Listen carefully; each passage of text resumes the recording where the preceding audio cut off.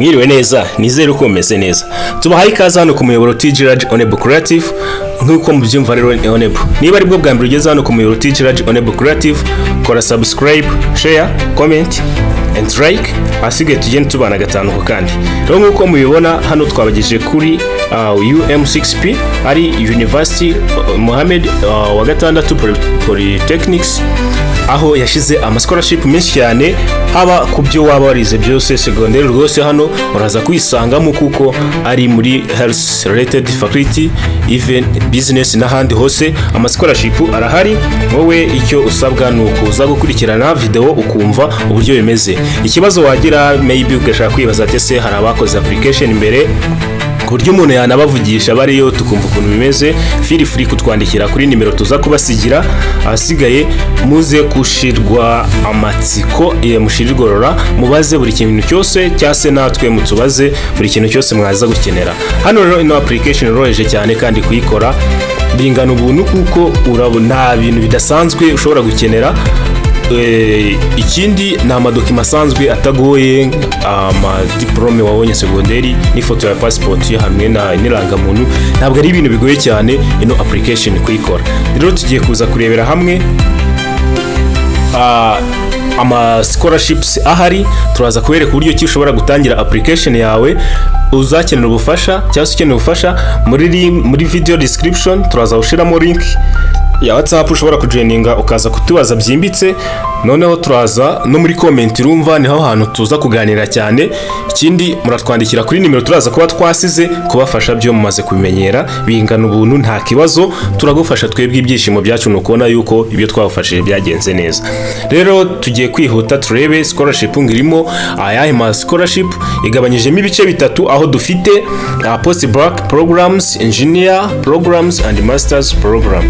Noneho muri post-bac programs hari amasomo ajyanye n'ubuzima, aho dufite medicine, doctorate in medicine imyaka 6, tukaza kugira doctorate in pharmacy imyaka 6, murabona ni faculty of health science, tukaza kugira midwife and general nursing imyaka 3.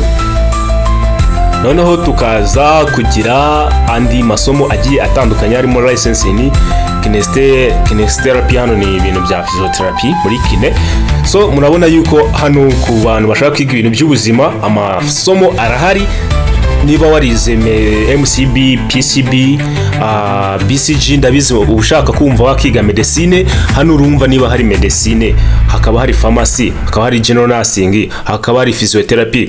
Uvuze ngo ubuzi ikintu wiga muri ibyo ngibyo, rwose intention yawe yabitarimo hano mu bintu by'ubuzima. Urumva ko ibintu hano biba bimeze neza kandi ukora application neza. Application ubu ngubu irafunguye, yatangiye utariki 5 z'ukwa mbere 2026. Scholarship inshuro nyinshi usanga application zarangira mu kwezi kwa gatandatu, sometime no mu kwezi kwa 4. So rero reka dukomeze turebe kuri license science and technology. Hano murabona ko hari amasomo menshi nyine nimvuga menshi, bumve ko ibintu wize byose biba birimo. Hano nka diploma in architecture urabona ko ihari rwose, wagenda ugasimbuka yiga. Ku bantu bize ibintu bya business urabona hano hari Bachelor of Science in Applied Science and Business. Harimo n'ibindi byinshi si ibi gusa kuko muri business and management harimo na hospitality. Rwose hano ibintu waba warize byose uvuze ngo ubuze ikintu wigamo pe waba utubeshe. Rero murabona yuko ari ibintu byinshi cyane kandi applications zikaba ziri open. Rwose ni mugerageze aya mahirwe, ubona ataza kuyakenera ushobora guhita sharinga ku bandi akantu ko gusharinga, kuko hari n'umuntu uba udafite telefone irimo mega, ukaba wamuhamagara ukamubwira ati hari ibintu nabonye Onebu atangaza kuri YouTube channel yiwe, ushobora kugura mega ukazisimbuka ukareba, cyase niba utanazifite ngiye kukubwira ibirimo. Ku muntu wasoje secondaire hari scholarship menshi wa applyinga ukajya kwiga. Rwose ibintu biba bisa nka hari ubuntu. Ikimenyimenyi abanyeshuri bariyo aba mbere twafashije bageze mu mwaka wa 3 wasimbuka ukareba uburyo byifashe, umuntu yabakubariza ubuzima bwawe ukuntu biba bimeze, kugira nawe wumve ko ushobora kuba wagerageza ano mahirwe. Gusa ano mahirwe ararenze cyane uko ubitekereza, kandi uramutse ugezeyo wazajya uhora wumva wishimye. ubwo ni ukuvuga ngo ukenera gukora application atugane tumufashe. Ubu noneho tugiye kureba uburyo ki ino application ubundi ikorwa. Ni ukuvuga ngo niba wahisemo wenda kuziga medicine, reka tuyikoreshe nk'urugero kuko urabona niyo iri imbere.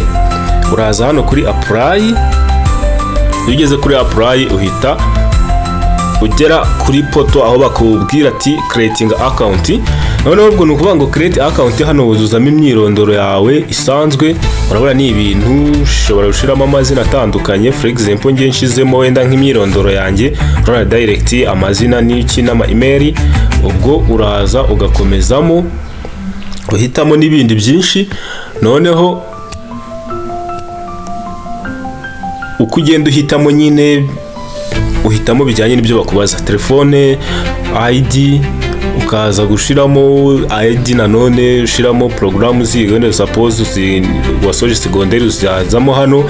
Noneho uvuga uburyo wamenye ino scholarship, uvuye ko ushobora kuba research ukayibona, agree and continue create account. Uzahita ujya muri mail yawe usangemo link. None hiyo link uzayifungura uze guhita ucreatinga password. Ubutaha uzajya uje kuloginga in, noneho uhite winjira muri account yawe byihuse, ushiremo ya myirondoro twabonye ko ari mike cyane. Rero niba uzubonye ushobora kuzakenera ubufasha hano kuri scholarship, wowe icyambere nuko twandikira kuri nimero 0722718502. turasubiramo 0722718502. ubundi tugufashe. Ushaka kujoininga WhatsApp group, urareba muri comment section waza gusangamo group ya WhatsApp tuza kuba twashizemo. Muri description turashiramo ama link yose are related ushobora kuba wakenera muri no application. Ikindi niba ari ubwa mbere nyine uhageze, uraza kureba hano hejuru, hano hari kuzenguruka ino kasa, urahabona ifoto. uza ukanda kuri iyo foto urahita ubona channel, kuri subscribe ndetse unasharinga ku bandi bantu uko bisabwa cyangwa se uko byifuzwa. Ubundi amahirwe twebwe hano iyo tugiye tuyafata tukayageza ku bantu benshi cyane, hari igihe wowe uba utayakeneye, noneho agahita agera ku muntu uza kuyabyaza umusaruro. Kandi iyo umuntu amenye amakuru akamugira akamaro kubera wowe, ibyo ari byose naho atakuzirikana ngo kube yakuri wadinga, ako ahora yishimye yuko hari ibyiza yagezeho umugejejeho, nawe akaba yakwigeza ku bindi. Rero ni ukuvuga ngo wowe gufashanya natwe, impamvu tuba twaje hano tugakora ibi ngibi nuko tuba tuzi yuko hari abo turi gufasha, kandi umunsi ku wundi bagenda badushimira tubwira yuko ibintu biba bigenda neza.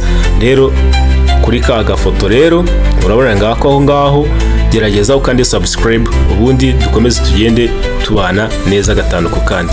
Bye bye, yari Onebu.